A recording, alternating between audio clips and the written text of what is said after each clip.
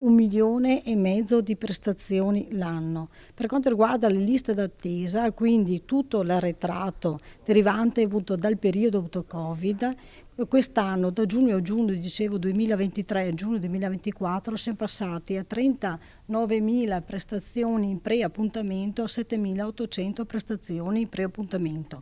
Fermo restando che tutte le prestazioni con priorità B, quindi a 10 giorni, sono state appunto azzerate già da un anno. Nell'uso Otto-Berica l'obiettivo di recuperare gli arretrati e predisporre un piano ottimale per le liste d'attesa è stato dunque raggiunto, nonostante quest'anno sia già cresciuta dell'11% la richiesta di ulteriori prestazioni. Un importante risultato conseguito grazie alla cabina di regia voluta dalla Regione Veneto, che ha disposto uno sforzo straordinario sia organizzativo che economico.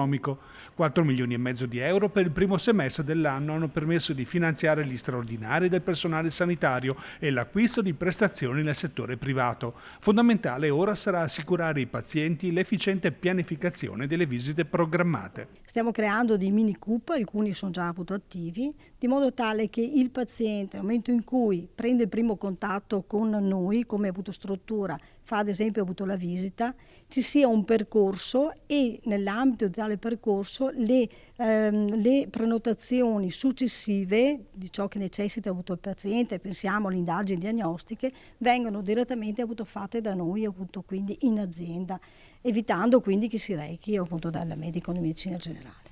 Dermatologia, oculistica, gastroenterologia restano le branche più in sofferenza a causa della mancanza di medici disponibili. Con l'arrivo di nuovi fondi regionali per il secondo semestre gli obiettivi restano ambiziosi. L'obiettivo che ci siamo avuto posti ora ovviamente è sempre affinare di più il nostro sistema interno, ovviamente questo è avuto scontato, però l'obiettivo è quello di azzerare per il fine anno sicuramente appunto i nostri pre-appuntamenti e di lavorare sul versante dell'appropriatezza della domanda.